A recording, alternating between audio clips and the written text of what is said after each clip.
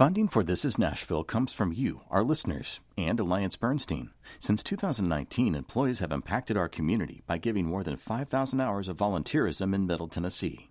AllianceBernstein.com. Alliance Bernstein is not affiliated with National Public Radio. I'm Khalil Colonna, and this is Nashville. Let's take a listen to some Nashville history. WSMV, Nashville. From Channel 4 News, this is The Scene at 6 with Dan Miller, Demetria Kalodimos, Bill Hall, and Charlie McAlexander.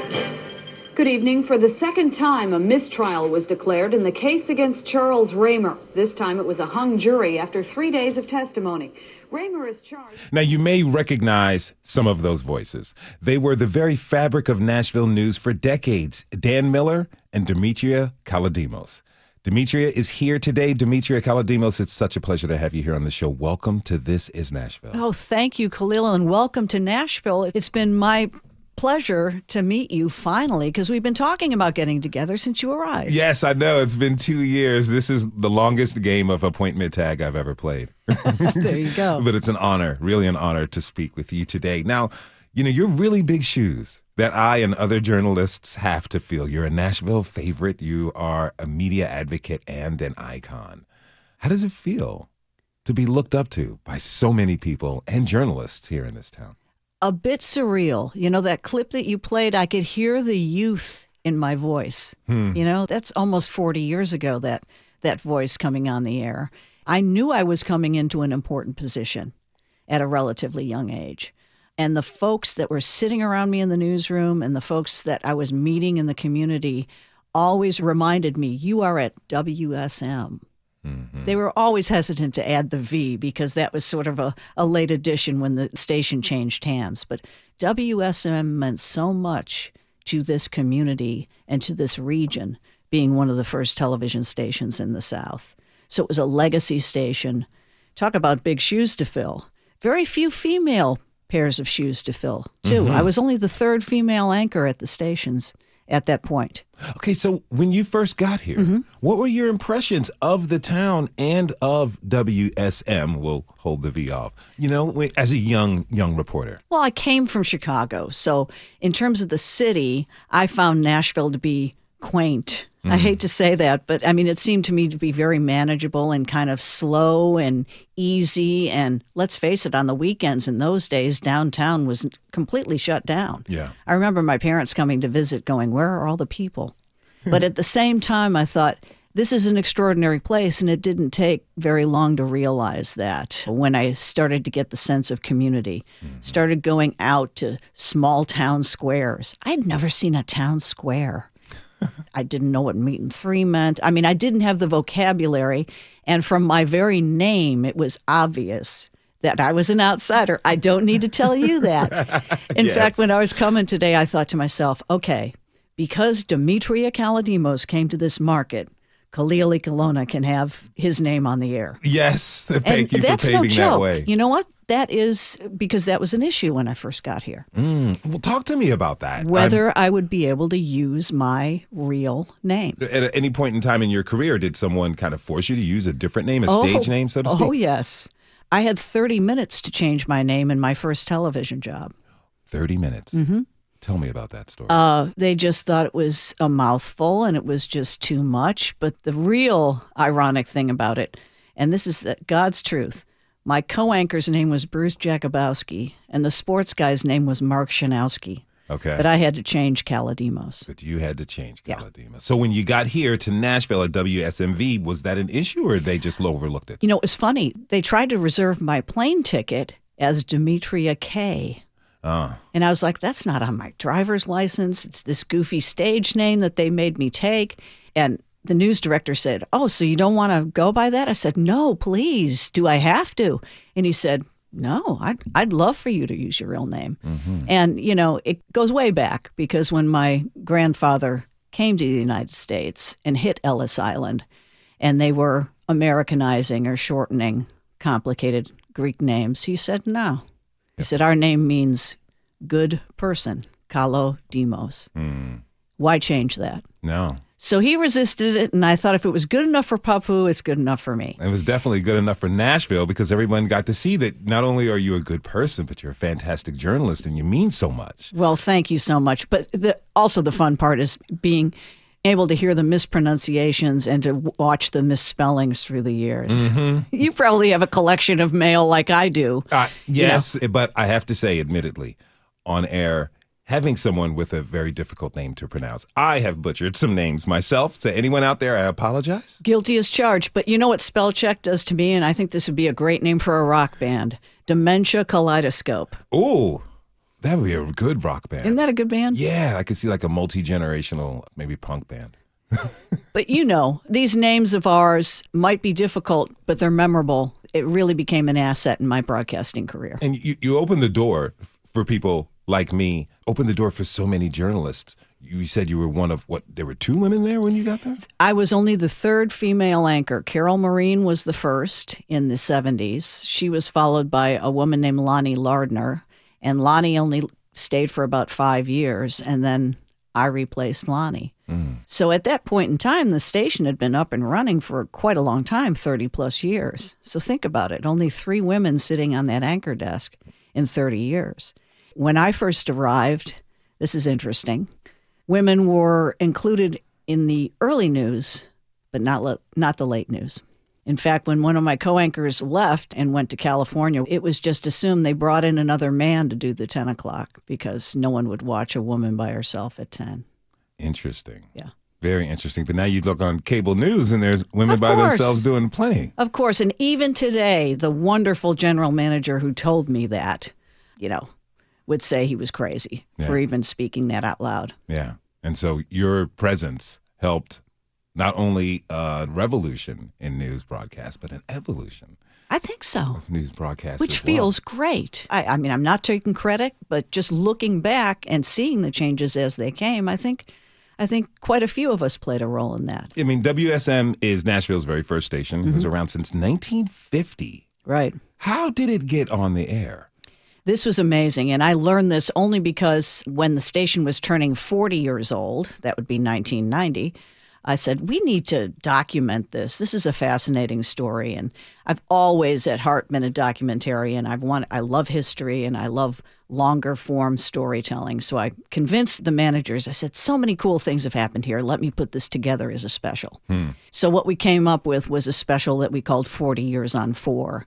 But the most interesting part of this was talking to the engineer who convinced the radio folk at that point in time, the WSM bigwigs who had been making money and making a name with the Grand Ole Opry, we need to get into this television thing. And they were like, passing fad. No, I don't think it's worth the money, et cetera, et cetera. And Jack DeWitt, brilliant engineer, said, I can do this. Now, I'm not really good with all the technical information, but I know that the closest place they could obtain the NBC signal that they would need to be an NBC affiliate was Louisville. Wow. So DeWitt and his guys had to figure out a way to build a series of towers to hopscotch a signal from Louisville into Nashville. Over the air, remember, because there was no cable, there was no, fiber, all this stuff that we talk about today. You had to do it through the sky, through the air.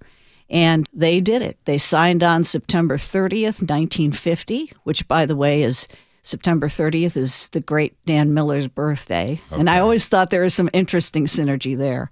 And the first thing they showed was, I believe, a Notre Dame football game. Okay. Which was, had a lot of viewers, obviously, up north. But that was the first thing that came through. But when I was interviewing folks about that first moment the TV came, they had all been watching the test pattern for weeks. The people who had enough money to buy a set, and they were pretty expensive, were fascinated and just glued to the test pattern. Yeah, but here the bigwigs thought it was a passing fad. Oh, yeah. This ain't going to work. And then the rest is history. Now, the station has had some revolutionary programming. We have Dolly Parton because she was on the Porter Wagoner Show, which came out of Studio A on top of Nob Hill, exactly where we ended up doing the news. The Wilburn brothers had a show. Flatt and Scruggs had a show. NBC regarded WSM as one of its pearls in its network. So I've seen old footage where Ed Sullivan is down here and other famous broadcasters are down, sort of, rubbing elbows with country music folks and other people. But they were all there at the studio because it was an important place to be. Now, I heard that Ralph Emery had a show that was, I've heard it described as wild. That may be an understatement. Ralph, and most of Nashville will remember this, had the wake-up show, prior to the Today Show, the early morning wake-up show in Nashville. At one point in time, Khalil, it was the highest-rated television program in the nation. Wow. In excess of 50% of the sets that were on were tuned to the Emery Show. That is domination right there. And what were they watching, you might ask? Yeah. They were watching the very sort of slow, laconic Ralph and his wake-up crew. They had a live band, sort of talk about not the news, the weather, fun things that happen. They had a couple of older ladies named Maud and Dorothy that used to dress up and sing. Awful singers that they were. But Ralph also broke a lot of important country acts. The Judds came on the Emery Show, first known as the Soap Sisters.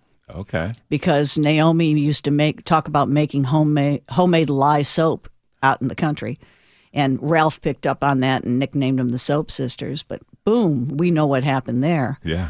Lori Morgan, so many important singers came out of that, willing to wake up at the crack of dawn and come and sing their hearts out on this dopey little local show. Well, if the show's getting 50+% of viewers, you better get yourself up at the crack of dawn and go represent. Yeah, not to mention the annual outhouse races. That's a whole other show for you. But they would team up and they would race around the building in outhouses with wheels on them. Wow. And this was a highlight of the year. I've got to see clips of this. Yeah, I kid you not. Now, my interest are piqued. The show had wonderful programming like we just talked about, and also, great personalities on air. Oh, yeah. Yourself being one of them. But it's kind of an all-star roster. Pat Sajak, John Tesh, Robin Roberts, and local legend Dan Miller, along with Billy Hall, Ted Bart, and Carol Marine, who in 1977 had a very, very significant interview with then-Governor Ray Blanton about an inmate, Roger Humphreys. Demetria, we're going to play a clip, but can you set this next clip up for us? I've got to say, first of all, Carol is a friend and a mentor to this day. We never worked together, but I had known and learned so much about her that when I finally met her, we formed a really close friendship. Carol, at the time, I'm going to say, was in her late 20s, a real serious reporter. As I mentioned, the first ever female anchor.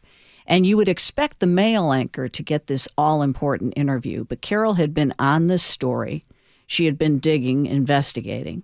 And when she finally got the governor to agree to come on the air in a live interview, it would basically be the beginning of the end of the Blanton administration. Let's take a listen. We still go back to the question, Roger Humphreys may be proving himself now, but when he was released into minimum security, when he was given a great deal of freedom, very shortly into his prison term behind the main wall, he had not done anything to prove himself necessarily. His file did not reflect photographic skill. And the question is, how was the decision made, and wasn't it made out of cronyism, perhaps, because there was very little other information? Cronyism. If you'll notice, the only people that have raised this outside of your station is Republicans. That's politics. That's not cronyism. But you yourself say you're engaged in politics? I haven't sold a single pardon, a single parole, or none of my people have. I'm talking about selling a parole or a pardon. But look at the people that have jumped up and raised this issue. I know that your Mr. Kettering is from Louisiana. I know that he was there while my Commissioner of Corrections was there. What kind of vendetta that he has against one of the best commissioners there is in the state of Tennessee or in the nation, I don't know. But some of these days he's going to have to answer to it because you are a licensor of the FCC. Are you threatening and our license, there's a good Governor? question of whether you ought to have your license renewed or not because of your biased reporting under the guise of news and not having enough guts to come out and editorialize. Now, if you want to editorialize Why not do it? Governor, we're interviewing you, asking you the facts instead. Rather than opinion, we're asking our chief executive. Okay, I've seen this clip a few times. Two things come to me. Mm-hmm. One, Ray Blanton was a piece of work. Yeah. He really was. And people have to remember Tennessee was a Democratic blue state. Mm-hmm. Blue was different then. It was perhaps a different shade of blue, but some of the same themes you hear echoed today come out in that interview. And we're talking, 40 plus years ago? The hostility toward the press. And Roger Humphreys was an inmate that the governor had sort of hand-selected to come be his personal photographer out in the field. And who was... Which, as you can imagine, red flags all over the place. Yeah. What's this inmate doing hanging out with the governor? And the particulars of the case, I don't want to get into it a little bit, but for reference for our audience members, Roger Humphreys was convicted of double murder of his estranged wife and her lover at the time, and a very gruesome murder. And so it made national news. Yeah. And you'll notice that the former governor there, Blanton, he's the one that brings up selling pardons and paroles, which if my history serves correctly, he was never convicted of that, but there was ample evidence that was what was happening under his leadership. As you watch the interview, you see Carol Maureen, young, late 20s, big time, probably the biggest interview of her career at that point, I'd imagine. Yeah. It catapulted her. She would later go on to be, a very long time anchor in Chicago, incredibly influential. She did a stint on 60 Minutes at CBS. She's done great things since then.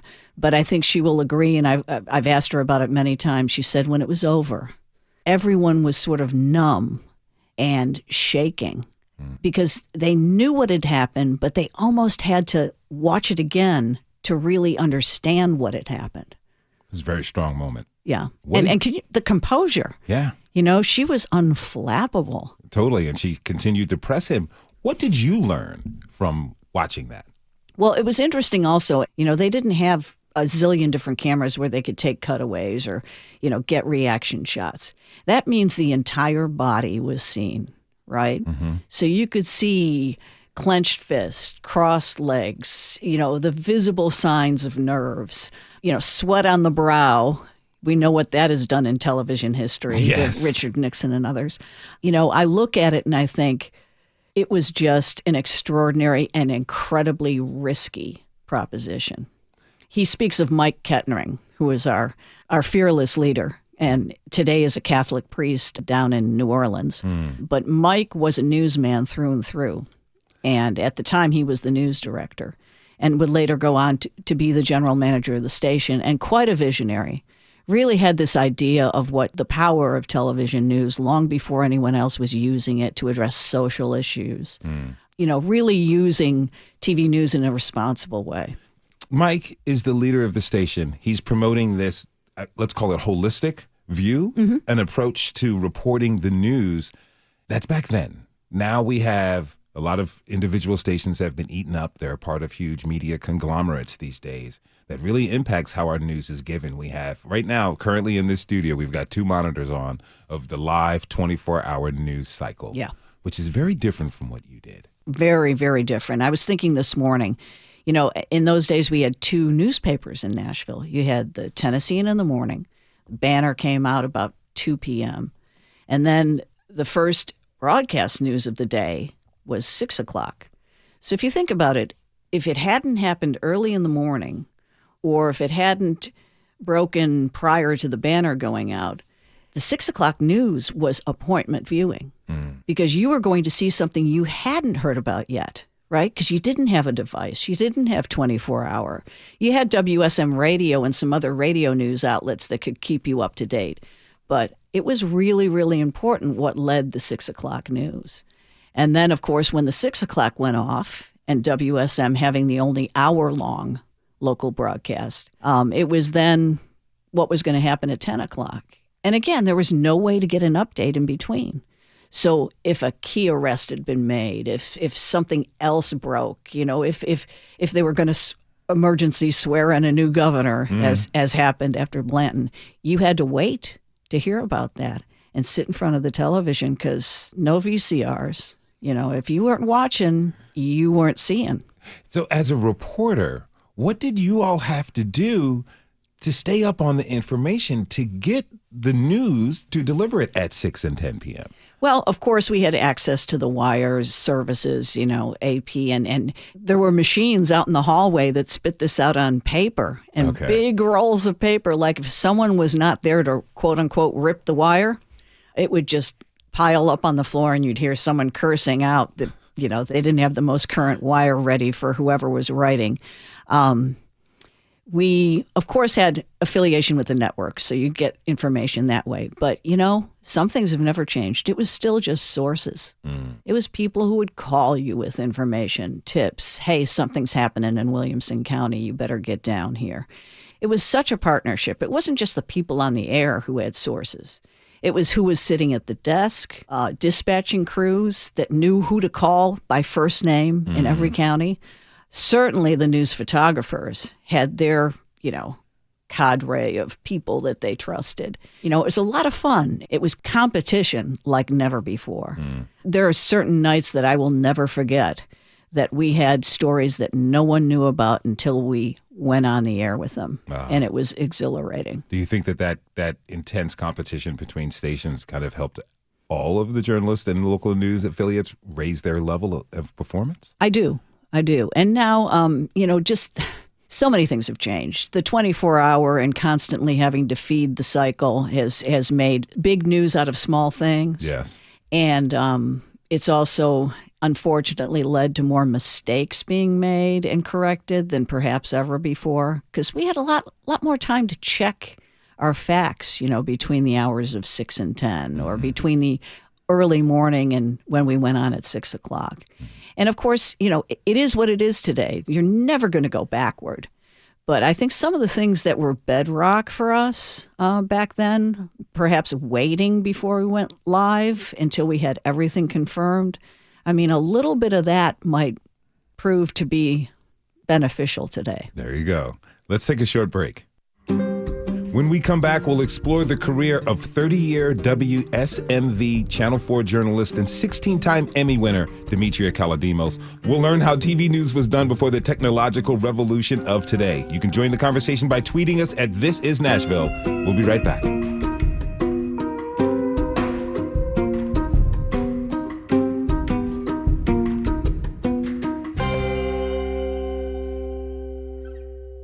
Funding for This Is Nashville comes from you, our listeners, and Music City Prep Clinic, Nashville-based provider for PrEP, and offering comprehensive sexual health services in an environment designed to be safe, professional, and shame-free.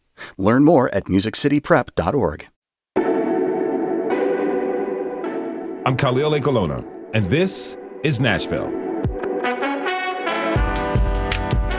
My guest is longtime award-winning journalist Demetria Kalodimos. For 30 years, she worked as a reporter and anchor at WSMV Channel 4. She's gone on to teach journalism and audio at Lipscomb University and has her own documentary production company and is a part of the relaunch of the print paper, The Nashville Banner.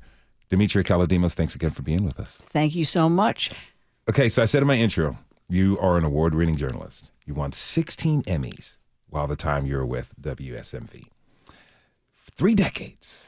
That's accomplishing a lot. When I was reading this and thinking about it, I'm like, okay, so during this time, although they're very completely different categories, the actress Susan Lucci is constantly getting nominated but losing, and you are winning and taking these awards away.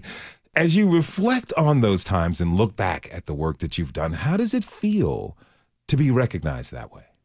Well, it's always just incredibly flattering and a feather in one's cap, when you're recognized by peers. But when I look at those things today, up on a dusty shelf, what I remember the most are the people I worked with. I remember folks like Pat Slattery. I hope he's out there listening. Fantastic photojournalist, Lyle Jackson, some of the other folks that really brought the stories to life. We were foxhole buddies. It was almost, in some cases, spending all night in a news car somewhere watching for things to happen. Traveling. Mr. Kettering was kind enough to, if we had a story that would send us overseas, he was like, all right, better be good enough, but buy the ticket. He saw the station as an important journalistic outlet for the entire region. What are your thoughts on the impact of having less individually owned stations, independently owned stations. Now there are all these conglomerates out there. When I worked in broadcast, it wasn't broadcast news, but I was a part of the Hubbard Network for the NBC affiliate out in Albuquerque, New Mexico, which they were all spotted all over the country. It kind of kept the station from having its own individual voice and really being able to connect with their audience in their town with their specific culture. There was kind of this collective voice that we were asked to bring. What are the impacts of that here in Nashville and beyond? Well, all of the Nashville stations are parts of large, groups now. The ownership is all from out of town. There is no local ownership. At WSM, we were blessed, first the National Life and Accident Insurance Company, and then a fellow named George Gillette bought the station. And he actually worked in the building with us. Huh. I'll never forget, I was working a Saturday once, and I saw this guy come in these crazy Madras plaid shorts, and a golf shirt. And I was like, whose dad is that, wandering the hallway? And someone said, that's Gillette. That's the guy that owns the place. And I was terribly embarrassed. Thank God I didn't say, sir, can I help you? But it was different when there was local ownership. It'll never go back to that, I'm sure. I mean, there are some places in the country where you still have a smaller group or whatever. But there was a sense that the ownership was part of the community, answerable to the community, and reflective of the community. It was just a different time. And I think there was a different degree of maybe why the station was there, not just as a money-making, ratings-generating machine, but as, an important driver of public information and, in some cases, public opinion and public action. An absolutely true public service. True public service, yeah.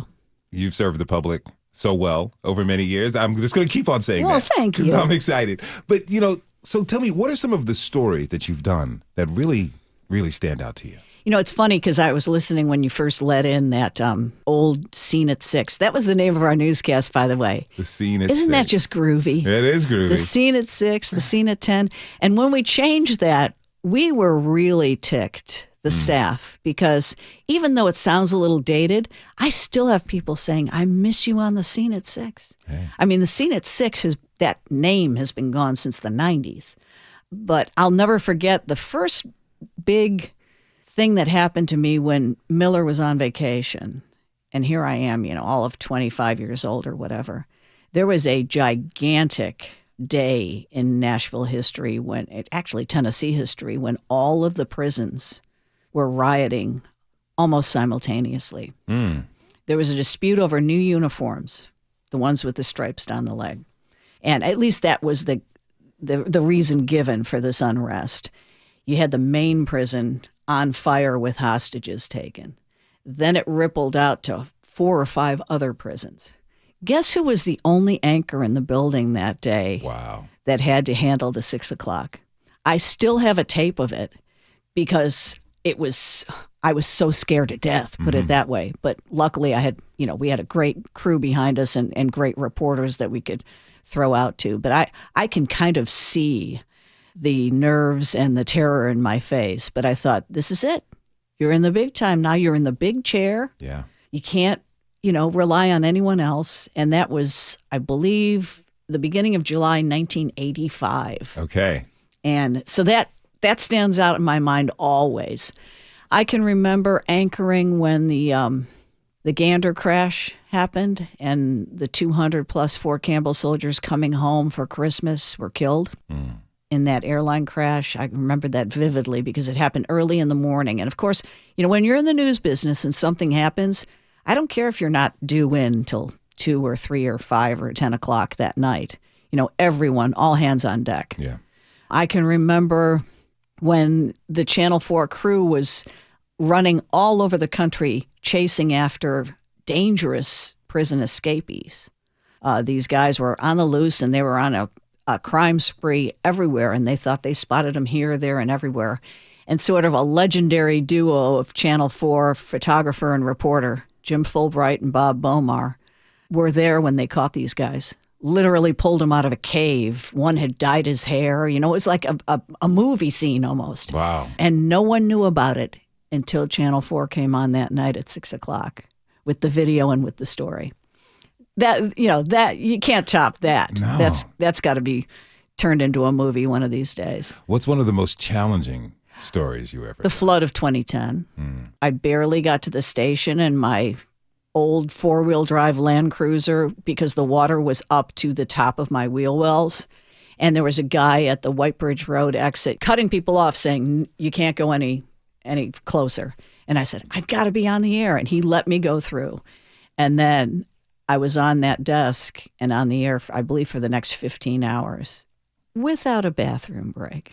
What? Yeah, I don't know how. We never took a commercial break, It was that serious and it was that amazing because some of the stories that spun out of that flood, good, bad, tragic, ugly. I mean, it was just a news event that we hope will never have to be duplicated. But I can remember, watching the horses that everyone was worried about because they were neck deep in water in Bellevue, and we were seeing that from above in a helicopter. One woman barely got rescued out of her house before it exploded from natural gas. I mean, just one story upon the next were unfolding live on the air during that 2010 flood. And then afterwards, the incredible response of the community got us national attention. I was on the NBC Evening News with Brian Williams because he said, what's going on there in Nashville? How can we help? And I basically had to tell him, listen, we have such a tight faith community and neighborhood community that we don't need bottled water and soap and toothbrushes. And all that stuff is taken care of because we're taking care of our own here. I said, Nashville responds like no other place. And I think we proved it to the world, and I know that Brian Williams found that to be extraordinary. That is one of the events that people continually talk to me about when I ask about Nashville's history. They talk about the 2010 flood and how everyone did respond to it. Now, a name that we mentioned a lot briefly, but I want to learn more about your former partner, Dan Miller. He takes off. You have this big moment in the chair during the prison riots. Yeah. But you mentioned that he was a mentor. Oh, completely. First, I will say, and I'll never waver from this, the best interviewer I have ever seen work in my life. He just had a way of bringing out whatever it was from the person sitting across from him. And folks will remember he had a late night, dark studio interview show called Miller and Company, where he'd just sit across and talk one-on-one. Everyone from Drew Smith, who was sort of a very colorful and crazy Capitol Hill reporter who was known for wearing feathers in her hair. Okay. To, people as serious as Billy Graham and anyone that came into town. Anyone who was anyone came and sat down across from Dan. So interview-wise, I learned so much just from observing him.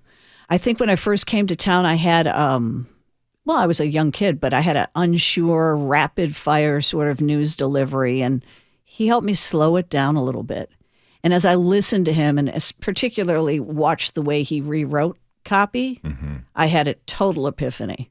I mean, in the style that I wrote, in the way that I delivered, in the way that, the cadence and the way I enunciated on the air, I tried to be as effective as he was. And just by listening to him, I think I became so much of a better communicator. He was funny as all get out. Okay. And towards the end there, we had such telepathy between each other that honestly, if I moved my pinky finger or he glanced in some weird way, by the time we got to a commercial break, he'd go, what? Yeah, we knew that we were laughing or we were making note of something the other one did. And of course, towards the end, we decided that we needed a sign-off, kind of like your sign-off, which is wonderful. I'm glad you have a signature. Thank you. Neither one of us could, get up there and go, courage, or that's the way it was, or any of those things that are already taken. So long before COVID, we adopted the elbow bump. We'd bump elbows. It'd be the last thing people would see at the end of the 10 o'clock. Yeah. And people would say, why do you guys do that? What's the deal? What's with the elbow bump? Why do you do that? And we're like, I'll have to take it to my grave. You'll have to kill me before I tell. Knows. And I like that because what that shows is, here you are delivering an hour's worth of very hard news, right? but you still are human beings. You still have your personalities, and that's showing the audience a little bit of your personality. And, you know, what you were talking about, how Dan taught you how to slow down your cadence, how to really be an effective communicator. Nowadays, when I watch broadcasts and listen to broadcasts, everyone sounds the same.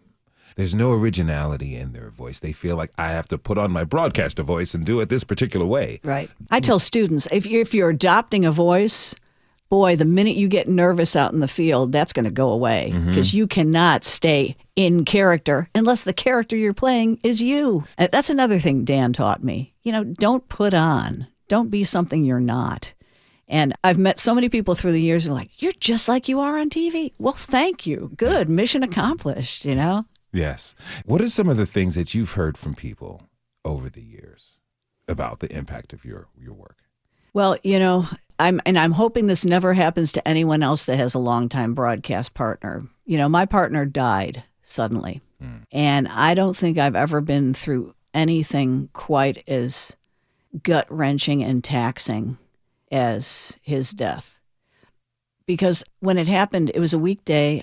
You know, I had to be on the air. I had to figure out a way to go on that night. And I had to sort of channel what would Dan want this to look, feel, and sound like. And my coworkers would probably say that I was difficult as can be that day. You know, understandably, I was just in shock. But I was very, very, very particular about how we approached this. And one of the things that we did, and people still remember, one of the photographers, I said, let's just pan across his office. Okay, because it's closed now, and all of his Jersey Mike napkins are there, and all of his clutter. He was not a neatnik. Okay. He was not organized. And his office said who he was. I mean, when you looked at his office, you knew something about Miller. What was left, you know, what he left behind. I've had people say, boy, you know, I couldn't keep it together when I watched that night.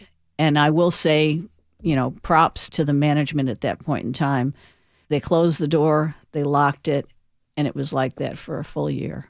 Wow. No one went in, no one moved in, nothing was moved until Karen, his wife, came, and she and I sat one Saturday and packed up everything, kept everything. But, you know, we had lost an icon in this community. I think no one will disagree. Did you feel like as you went along with your career, did you feel that you had this wonderful person who not only was a mentor to you, feels like became family? Oh, yeah. He was my big brother. I don't have a big brother. I have a younger brother who's wonderful and fantastic, but he really was a confidant kind of big brother who would slap me in line. I went through a difficult divorce at one point in time, and he kept me going when I really was not in the mood to continue working, and I thought about just quitting. We shared a temporary office during that time, and he forced me to eat because I didn't have an appetite. I was losing weight. And he would bring in, you know, banana pudding and milkshakes and all this kind of stuff, forcing me to eat. And, you know, those little memories come back. You know, if someone doesn't love you, they don't do something like that for you. Did you take it upon yourself to be that for a younger reporter that you ran into? I tried. I really did. And I'm hoping that most of my colleagues, and particularly the younger women, will say that I was kind to them. My door was always open. I never shut my office door, partially because I'm nosy and I want to hear what's going on out there. But, you know, I really wanted to be that person that you could come in and talk to. Not that I had answers. It's just good to be that person that someone else can vent to, or ask advice, or ask, you know, see if they've made a mistake, or if you've made a mistake. As we had fewer and fewer people stay a long time, it was harder to develop those relationships. Because, boy, in the early days, if someone left this market, like a TV person left to go somewhere else, all of the stations would have these mega parties at someone's house because it was so rare that someone would leave the Nashville market. Wow. And now? Now it's a revolving door. Definitely a revolving door. All right, let's take one more quick break. When we come back, we're going to continue our conversation with award-winning and veteran journalist Demetria Kalodimos. You can join the conversation by tweeting us at This Is Nashville. We'll be right back.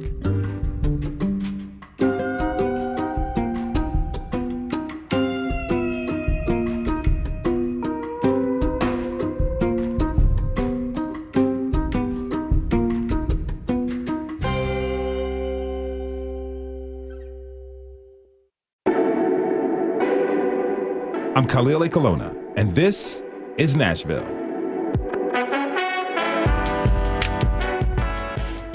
From Nashville's Channel 4, WSMV, bringing you Demetria Kalodimos and Jeff McAtee with the news. Rudy Kalis sports, and Bill Hall's weather on the channel for news. This is The Scene at 10. Good evening. This is the seventh night many of us have spent without lights, without heat, and without refrigeration. We aren't pioneers anymore, and the stress of the ordeal is building up. Jeff McAtee is out in West Nashville tonight, where some are still waiting for the voltage to come back. Jeff? That's right, Demetria. Now, this house, for example, is dark, and the houses right around me are also dark. What do you think as you hear that? Okay, I'll tell you exactly what I think, because I was one of those people that had no power for 10 days. Okay. I was washing my hair at the station and showering at the station. We had a nice storm, and it just knocked everything out. Something that jumped out of me, the channel for news. Mike was a brilliant manager in all regards, but when he decided that was our new slogan, everyone was like, eh. It just never worked. It never rolled off the tongue. Yeah. I see Channel 5 doing some very wise promotion right now about hope and community and feeling. You know, instead of bragging about machinery or whatever, they're trying to sort of convey a feel. Mm-hmm. Slogans are tough because because you have to live up to them. And you have to commit. Yeah. Like, you can't change them every couple of years. And that's one of the things when the group ownership and the consultancies came in, we were constantly reinventing who we were. And, you know, we should have stuck with Nashville's first, WSMV. Yeah. You know? That would really work. Now, I don't want to get too much into this today, but it relates to the conglomerates taking over. Your career ended on I call and many call a sour note. Yeah. And, you know, you ended up settling with your station. You know, years later, tell me about how you feel about taking a stand in that situation. I have absolutely no regrets.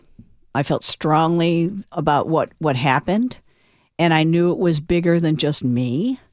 That has proved to be true. I've had so many women come up to me who were in long careers in education and, you know, business and nonprofits, all sorts of different endeavors, and say, you know, something just like that happened to me, and thank you for at least opening some eyes to the fact that, you know, women of a certain age seem to have a shelf life. Ironically, when I first came to town in '84, the big national news was about Christine Kraft. She was a news anchor in, I believe, Kansas City.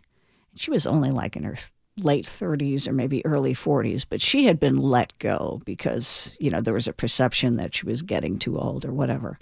I came into this marketplace thinking, oh, that will never happen again. And then, you know, lo and behold, that's the way the final chapter was written there. But, you know, 6 years hence, probably a great thing for me. It's helped me sort of reevaluate. I'm now, you know, building the new nonprofit Nashville Banner, which is going to feature really good, in-depth, purely local, nonpartisan reporting, something I think is sorely needed. And the nonprofit model allows us to get away from ratings, competition, and, you know, expectations of shareholders, and to be hopefully pretty fearless in our reporting. I expect nothing less from anything that has your name attached to it. Now, what's the history of the paper? Well, the Banner closed in the 90s. Most of that newsroom was absorbed by the Tennessean operation. And at one time, they had like 180 people in their newsroom. I think that's down to 60. I mean, the loss of resources in local news is undeniable. It's nationwide. There are places that simply don't have a news outlet at all. And we're hoping that we can go in and restore some of those resources, hopefully more depth and perhaps coverage of some issues that are undercovered or places that are underserved in today's news menu. Yeah. And you guys have kind of set the stage. I mean, the only growth in newsrooms in this marketplace has been here at WPLN, also a nonprofit. Yeah. I think that the public really shows that they appreciate the service that we're providing. And we're going to be a membership model as well, kind of like you guys. So wonderful. We're borrowing. Let's not say stealing from you. We're borrowing some of your tactics. Hey, borrowing works, and I'm about to propose maybe we can do some sort of recurring segment with the Nashville Banner. That'd be great. Here on This Is Nashville. We're going to be more about collaboration than competition. Yeah. Because after all, we're all serving the same public, right? That's right. That's right. Now, we mentioned this a little bit at the top of the show. Tell me about your passion as a documentary filmmaker. First of all, I love quirky characters. And all those years that I had to be on at 6 and 10, I mean, I couldn't go to Tibet to live with monks or, some of these other grand things that documentary filmmakers are doing. So I thought Nashville is my universe. I'm going to have to do Nashville stories. My first big one was about the Prophet Omega, an obscure radio preacher here in Nashville. The Prophet Omega. Who became sort of a secret handshake between musicians worldwide. They listened to his sermons on tour buses. And sooner or later, it was almost like one was passed to another person, and, mythology ensued, and people had different takes on what was going on. So I had been given one of those tapes, and I thought, is this guy real? I've got to figure this out. So that was in 2000. Presented that doc at the Nashville Film Festival. The second one I did was on an infamous Nashville criminal nicknamed the Foot Stomper. And he truly was. I mean, he had a compulsion for stomping women's feet. Wow. The great filmmaker John Waters actually wrote a character into one of his films who was a compulsive foot stomper. Okay. Inspired by George Mitchell. But in the newsroom, it was kind of we'd cover every time this happened. And after a while, I sat there one day and said, hey, whatever happened to the Foot Stomper? I mean, where is he? Did he die? What happened? So that was film number 2. I'm not going to tell you how it ends. And then the third one I did was on 2 Nashville's first performance artists, let's say. 2 women who had nominal talent but a heck of a lot of nerve, named Arizona Star and George. Okay. They were 1970s characters, and I mean characters with capital letters. And again, it was like, whatever happened to them? And don't ask me that question ever, whatever happened to, because I'll probably, do a film about it down the line. So what are you curious about now? Who are the peculiar people, the very interesting, enigmatic folks that have, made a name for themselves or slight name for themselves over the past 15 years that you're paying attention to that might be your next project? I've got files full of characters, and I'm also open. I mean, I don't know everyone and everything that's going on. So if people out there listening know of someone that I may not have met who they think would make for a good documentary, please, Genuine Human, that's my production company, and we're into true stories about real people. Wonderful. Demetria, this has been so good. Oh, the pleasure is all mine. We got to do it again. We do. Promise me. I promise that we will make this happen, something that I've been personally waiting for a very long time. But before we go, what do you have to say to us? To me, journalist, new in Nashville, how can I do a better job of serving the people of Nashville and Middle Tennessee? Stay. Okay? When the shiny object is waved in front of you, think about the people here and how much they appreciate and need what you're doing. I think staying has been one of my best decisions. I want to thank you so much for everything that you've done. My guest was Demetria Kalodimos, longtime journalist, award-winning journalist, documentary filmmaker. Now, we're going to have your partner, Dan Miller, sign us off today. Oh, yes. Again, thank you so much for being here, and I really look forward to having you on again.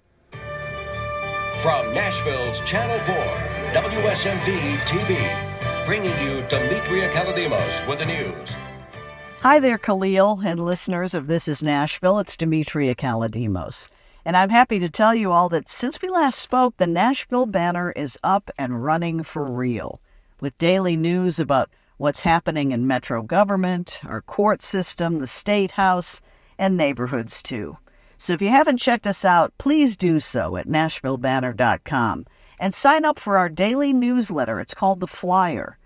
We've got some great journalists on our Banner team like Stephen Elliott, Stephen Hale, Steve Harouche, Steve Cavendish, and even some people who aren't named Steve. Oh, and I've got to tell you, I've got a new podcast to plug. It's called Banner and Company, and new episodes come out every Sunday. We'll be talking to well-known people in Nashville, unknown people in town, and just about everyone in between. Thanks for listening. And so we bring to a close another day of broadcasting. We hope you've enjoyed the programs presented today, so long as these shows reach our highest standards of good taste in family entertainment. So stay tuned to Channel 4 every day throughout the year. Good night, everyone. Demetria, before we go, can we get an elbow bump? Sure. Awesome. Bam. There we are. Again, thanks to my guest, Demetria Kalodimos, and thanks to you for tuning in this hour. This is Nashville is a production of Nashville Public Radio. Today's episode was produced and directed by Tasha A.F. Lemley. Laura Boach is our technical director. The masterminds behind our theme music are Larange and Namir Blade. You can listen back at This Is Nashville or wherever you get your podcasts. The conversation doesn't end here. You can always tweet us at This Is Nashville. Find us on Instagram and tell us what you want from our show by filling out our quick survey online. This is Nashville. I'm Khalil A. Colonna. We'll see you tomorrow, everybody, and be good to each other.